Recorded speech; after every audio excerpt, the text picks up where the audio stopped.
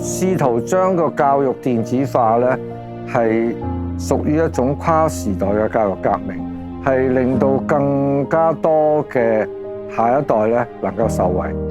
原來當時咧，鄧小平咧花咗好大嘅時間心機，希望說服中國改革開放嘅。做完我呢個展覽，俾晒中央有關嘅領導睇完之後咧，哇！我哋真係中國好落後啊！所以咧，我哋一定要開放改革。喺70年代啦，香港到處都係機會啊，金融啊、地產啊，樣樣都係可以賺錢。點解你會去選擇教育界發展呢？嗱，雖然我係一個商人啦，但係我都深知道咧，教育係好緊要嘅，因為咧教育先至改變一個人嘅未來。正如我哋訪問其中一個教授，佢咪講：一係人才，二係人才，三係人才。人才係好緊要嘅。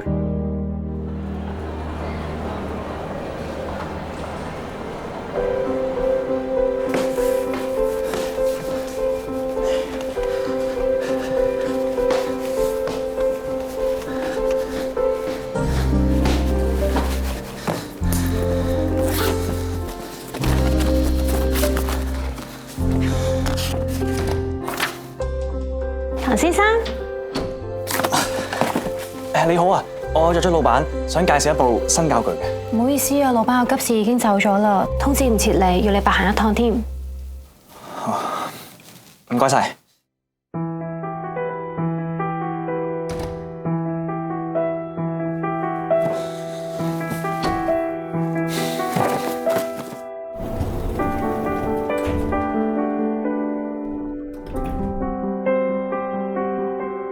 喂，Alan，哇！之前都叫你跟我一齊做噶啦，搞咩教育啊？撈唔掂嘅，有咩打俾我啦？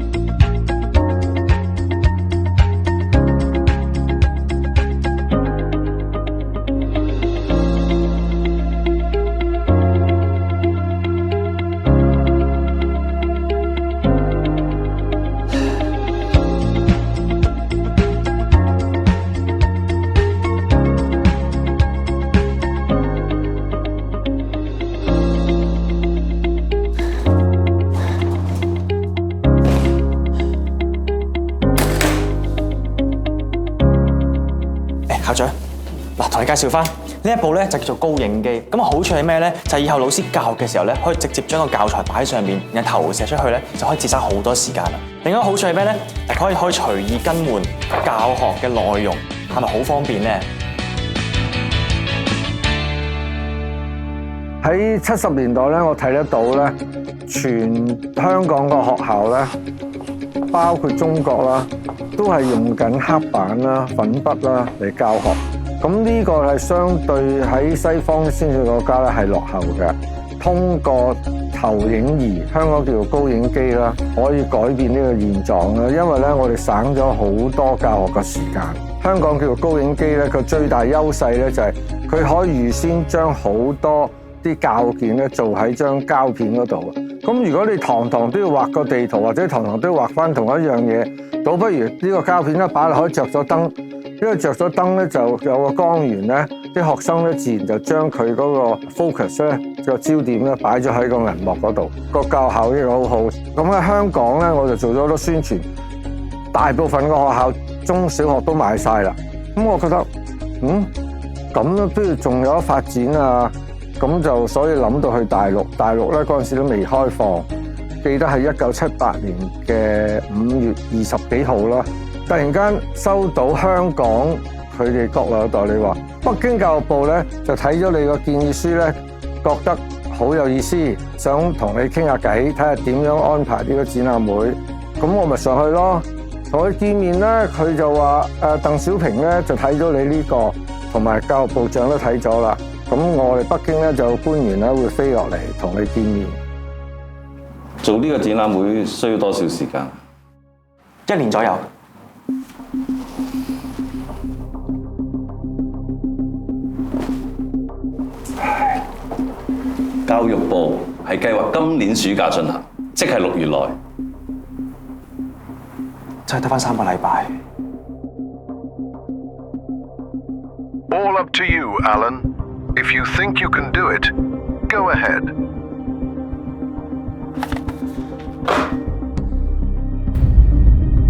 而家係5月下旬，教育部要我喺6月暑假之前完成展覽，原本需要1年嘅準備，而家得返3個星期。但係機不可失，無論如何都要應承。但係3個禮拜真係完成到，得唔得？冇問題。翻到香港咪即刻要通知所有供應商，有啲咩嘢可以空運嚟，咪趕過嚟咯。嗰陣時未有 fax， 未有 email 嘅，咁我哋就電報咯。咁有啲我哋喺倉度啦，終於夾埋砌到250件器材。我最記得當時有啲複錄機啦，因為佢哋要好高速咁複錄嗰啲錄音帶啦。我哋有啲 microfilm 啦，而家唔興噶啦，電影機啦、幻燈機啦、影印機啦，國內未有影印機嘅，電視機啦，國內亦都未有電視機 ，video projector 啦，去到上海嘅時候，全世界最新一個投影啊，當時1978年可以講冇人有啊，冇人見過，香港人都未見過，咁終於真真正正係可以係開幕，有幾重人嘅，即係裏邊一重3排，外邊一重3排。咁多人嚟睇嘅，我都冇預咁多喎。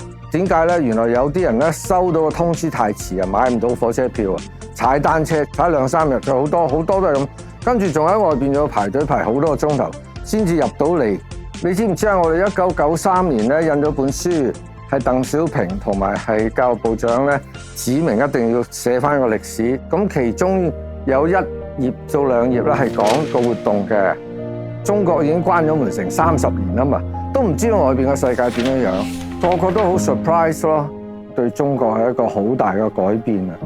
如果冇當時嘅展覽，今時今日中國唔可能會咁成功。咁跟住我就喺 Polytechnic 啊，同埋喺好多其他啲學校咧就試咧，個生意好好咯。咁我仲攞咗個 Salesman of the Year， 即係全年嘅冠軍。那我當時就從相機廠出來之後呢，就去了唐先生的這個 OH 廠。如果從1988年開始到現在，差不多37年了，我們所有的供應商全是國產。那這個時候我的感覺的壓力就非常大。其實我們的品質、我們的可靠性是出了一些問題。通過跟唐先生進行溝通、了解之後，我決定對於工廠的品質管理和流程進行重新改革，目的是為了提高我們的品質，降低我們的成本，讓我們的產品呢具有競爭力。在這個過程當中，唐先生對我有很大的支持，包括人力、物力、財力方面都是如此，並且我們為了保證我們的品質，我們大概是這個行業第1家準備去做歐洲的 ISO 9001的認證。那因為費用的問題，唐先生也非常的支持，所以我們經過3個月的努力，我們拿到了英國頒發的 NQI 的質量認證。唐先生在當時那個時代，親自去組織、安排、展覽了這個項目，讓中國教育科技產品的一個啟蒙。上面同我講，佢話對唔住啊，唐生，你不如將所有啲器材運翻香港啦。哇，點解啊？你想我炒魚啊？原來咧佢哋咧只係有人民幣，冇外匯，佢係機械部教育局局長嚟嘅。咁佢話我試下同外部李強傾下偈啦。咁揾咗李強傾完之後咧，就撥咗幾廿萬美金，終於就可以買咗落嚟。咁我就建議中國咧，不如生產呢樣嘢啦。咁機械部嘅儀表儀器總局話好啊，我哋同教育部商量咗，我哋準備咧都會生產呢樣嘢。到1980年咧，我就寫咗3頁紙啦，就將我講嘅內容咧喺現代教育雜誌嗰度全國發行嘅，就俾大家睇。睇完之後咧，中國就定咗 Overhead Projector， 國內叫投影儀啊，就將會成為中國嘅標準教育器材，每一間中學、每一間小學都要用。咁個量好大㗎，因為佢唔係好似香港得嗰幾百間中學、幾百間小學，佢係講幾十萬間中學、幾十萬間小學。但係呢啲同我完全冇關嘅。佢話咁樣啦，我哋同你合作，你生產出口啦，出口啊都好咯。咁我搞咗 Over Projector 嘅出口。教育嘅意義唔止在知識，更在於做人之道。校園嘅歲月為佢埋下咗一份深遠嘅啟發。最大嘅得着咧，培正咧就係佢有德育教育。而家好多學校都冇德育教育。我哋嗰陣時好講做人要有道理，要負責，同埋要講道德。我哋每一個同學咧喺小學5年級咧都會參與成立一個社。譬如喺我當年咧就成立咗星社啦。咁係到1969年畢業啦。其實每一級都有一個社名嘅。咁我就係星社嘅社長啦。咁由當時開始咧，就服務所有世界各地嘅同學。我真係服務佢哋做咗幾十年，睇得到噶嘛。咁你係真係對人好咧，人哋先會對你好咯。1969年星社畢業，唐世皇社長就係坐我隔離嘅。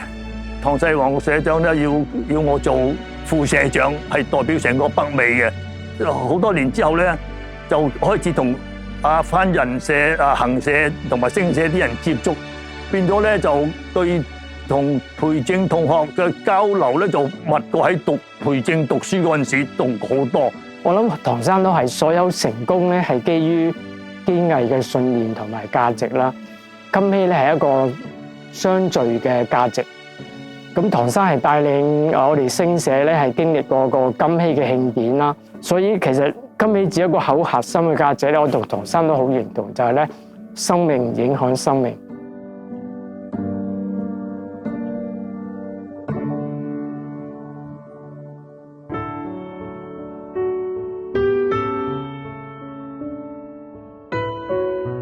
嗱，呢個櫃咧係所有櫃當中咧最吸引我嘅。竟然仲有一間學校仲 keep 住幾十年前呢啲視聽教學器材啦，喺1978年咧帶入去大陸展出，後期咧大陸亦都定咗咧有某啲器材咧係大量咁用嘅，譬如有啲中小學咧指定一定要買幻燈機，當時要培訓好多學生出嚟咧係要懂英語、懂外語啊，所有嘅外交人員必須要學外語，咁所以咧呢個機咧，淨係一個單頭係講緊成5-6千蚊一個㗎。咁你諗下一個語言實驗室係幾十個位，係相當貴。我冇諗到咧，竟然喺自己嘅母校培正咧係見到呢啲咁嘅器材。老實講，我曾經試過喺香港叫啲同事盡量可以揾唔到啊。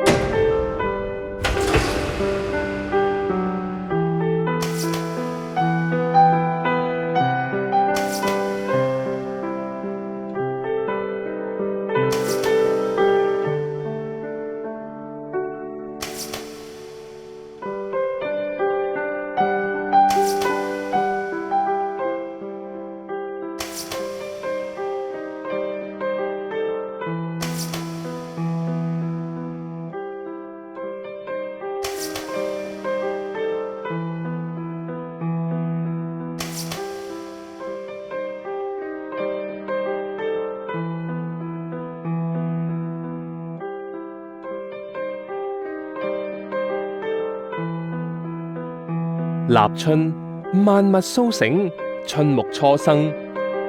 敢於喺荒蕪中播下第一顆種子嘅人，最終會看見整片森林。